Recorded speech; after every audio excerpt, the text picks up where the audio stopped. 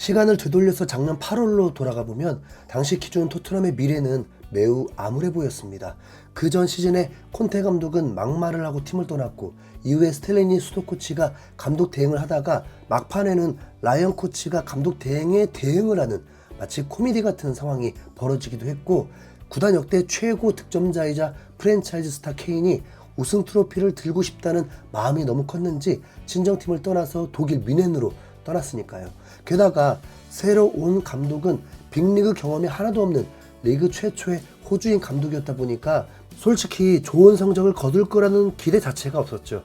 실제 BBC 전문가 27명의 예상 순위를 보면 1위 맨시티, 2위 아스날, 3위 맨유, 4위 리버풀, 5위 뉴캐슬, 6위 첼시, 7위 아스톤 빌라로 토트넘은 아무리 잘해도 8위 이상하지 못할 거라는 비관적인 전망이 대부분이었습니다. 하지만 시즌이 종료된 지금 시점에서 보면 우승과 준우승팀 말고는 맞는 게 1도 없는 엉터리 예측이었다고 봐도 무방한 수준인데요. 그나마 시즌 내내 중위권이었던 첼시가 막판에 리그 5연승을 거두면서 6위로 시즌을 마무리한 덕분에 한 개 더 맞췄네요. 3위를 할 거라던 맨유는 리그 8위로 맨시티를 상대로 FA컵 우승을 하지 못한다면 다음 시즌 유럽 대항전도 못 나가게 됐고, 5위로 예상했던 뉴캐슬은 다크호스는커녕 시즌 내내 매갈이 없는 모습으로 1주차를 제외하면 6위 이상 올라온 적이 없죠.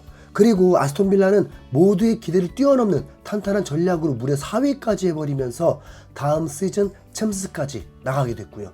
모든 전문가들이 개무시했던 토트넘은 손흥민이라는 월클 윙어의 스트라이커 도전과 엔지 감독의 닭공 전술에 힘입어서 탑4는 아니지만 바로 다음 순위인 5위로 유로파리그 진출권을 획득했습니다. 분명 시즌 첫 10경기에서 무패를 달리면서 우승을 할 수도 있겠다는 기대감에 비하면 다소 아쉬울 수도 있는 결말이지만, 이렇게 시즌 개막전 전문가들의 예측을 놓고 보면 사실 이변이라고 해도 충분한 대반전입니다. 손흥민의 포지션 변경도 나름 성공적이었고 마지막 경기에서 10까지 달성했으니까요. 그만큼 이번 시즌은 예측 불가능한 변수가 많았던 정신없는 시즌이었다는 뜻인데요. 영국 스카이 스포츠에서 시즌 종료를 맞아서 올 시즌 리그 트렌드를 분석한 글이 있어서 여러분들께 소개해 드리려고 합니다. 무려 20개의 주제가 있는데 전부 다 보기는 힘드니까 임의로 가장 흥미로운 주제들만 골라 보겠습니다. 가장 먼저 이번 시즌은 프리미어리그 역사상 최다 득점이 터진 시즌이었습니다. 프리미어리그는 그 전 시즌까지 3시즌 연속으로 계속해서 최다 득점 기록을 경신하고 있었는데, 이번에는 그 폭이 훨씬 가팔랐죠. 경기당 2.85골에서 3.28골로 늘어나면서 15%가량 더 많은 득점이 터진 겁니다. 프리미어리그 20개 팀이 380경기를 치르는데 경기당 3.28골이 터졌으니까 전체 득점은 무려 1246골이라는 어마어마한 숫자가 됩니다. 그리고 이렇게나 많은 골이 터진 덕분인지 역전승도 역대 최다를 찍었다고 하는데요.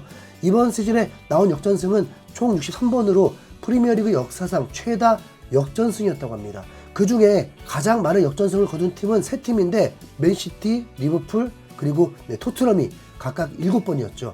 토트넘은 번리, 브렌트포드, 팰리스, 루턴타운, 브라이튼, 셰필드, 그리고 또 번리를 상대로 선제골을 내주고 다시 역전하는 모습을 보여줬는데, 솔직히 이게 그렇게 좋기만 한 건 아닙니다. 뭔가 강팀을 상대로 불리한데 이겼다는 느낌보다는 상대가 그렇게 강팀이 아닌데도 먼저 실점한 뒤에 뒤늦게 정신을 차린 느낌이 강하거든요.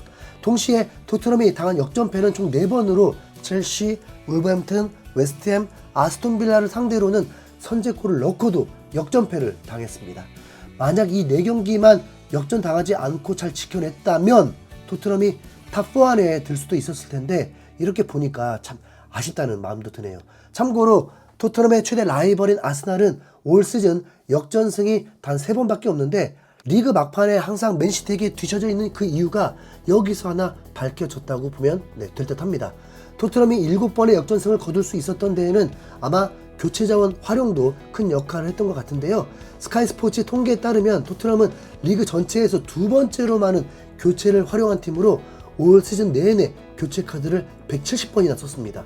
토트넘보다 더 많이 교체를 활용한 팀은 딱 한 팀, 브라이튼인데 총 176번의 교체를 했네요. 흔히 용병술이라는 말을 쓰는데 뭐 무조건 선수를 많이 바꾸는 게 좋은 건 아니지만 어쨌든 엔즈 감독이 많은 교체 카드를 써보면서 경기력을 바꾸기 위해 노력을 했다는 뜻이니까 좋은 시도였다고 봐줄 수 있습니다. 그 효과인지는 몰라도 토트넘은 전반보다 후반에 더 많은 골을 넣은 것으로 조사됐는데 후반전 시작 직후 15분 사이에 18골이 터졌고 경기 종료 직전 15분 사이에는 19골이 터지면서 확실히 교체 타이밍 이후에 득점이 몰려 있습니다. 특히 후반전 시작 이후 15분 동안에는 토트넘이 가장 많은 골을 넣은 팀으로 기록됐는데 라커룸에서 엔즈 감독과 캡틴 손흥민이 선수들을 잘 이끌었다는 증거라고도 볼 수 있죠. 전반전에 정신을 못 차리던 선수들을 독려해서 후반전에 더 많은 골이 나왔으니까요. 그리고 프리미어리그가 전 세계에서 가장 빠르다는 객관적인 통계 자료까지 등장했습니다.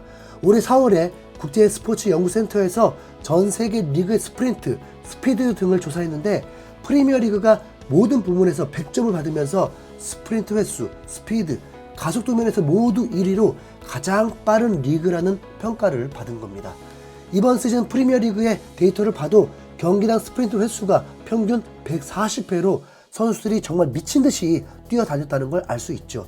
확실히 현대 축구의 트렌드가 강한 압박과 더불어서 빠른 속도의 역습을 추구하다 보니까 이렇게 많은 스프린트가 필수적이 된 건데요. 그 중에서도 눈에 띄는 건 토트넘의 반더벤이 지난 1월 브렌트포드전 때 기록한 시속 37.38km가 올 시즌 최고 속도였다는 점입니다.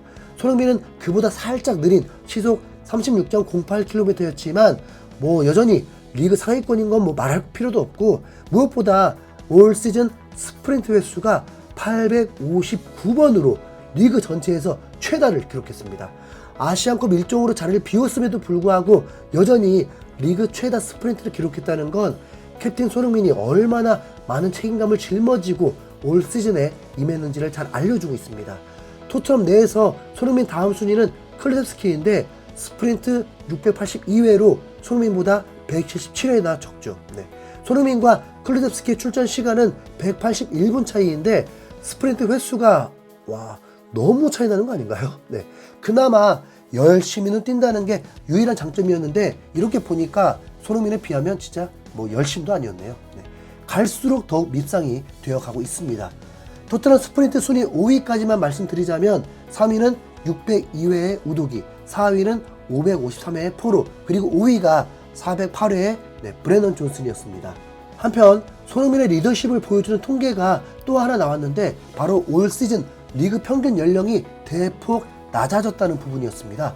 올 시즌 리그 선발 멤버들의 평균 나이는 26.74세로 역대 최대를 또 깨뜨리는 기록이었는데 그 중에 토트넘 선발 멤버들의 평균 나이는 25.53세로 리그 전체에서 4위에 해당하는 수준입니다. 감독이 바뀌고 케인도 떠나면서 어수선한 분위기에 선수들의 나이까지 어리면 더 혼란할 수밖에 없는데 캡틴 손흥민의 리더십이 있었기에 그나마 5위로 유로파 리그라도 나간 게 된 거란 뜻이죠. 이렇게 어린 선수들이 역대 가장 빠른 스피드로 가장 많은 스프린트를 소화하다 보니까 당연히 부상자도 역대 최다로 늘어났는데요. 특히 토트넘은 총 22명의 선수가 부상을 겪으면서 리그에서 가장 많은 부상자를 낳은 팀이었습니다. 통계들을 보면 볼수록 토트넘이 5위를 한 게 상상 이상으로 대이변이었다는 느낌인데 리그 최고의 윙어 중 한 명이자 팀 내 최고참인 캡틴 손흥민의 솔선수범이 토트넘의 어린 선수들에게 큰 영향을 줬다는 게 드러나고 있습니다. 선발 멤버 중에 최고령이자 최고의 스타인 손흥민이 최다 득점, 최다 도움, 최다 스프린트를 할 정도니까 그 헌신이 어느 정도인지는 다 느껴지시죠? 다음 시즌에는 부디 다른 선수들이 손흥민만큼 헌신적인 모습으로 시즌에 임해주기를 바랍니다. 이상 흰수염고래였습니다. 감사합니다.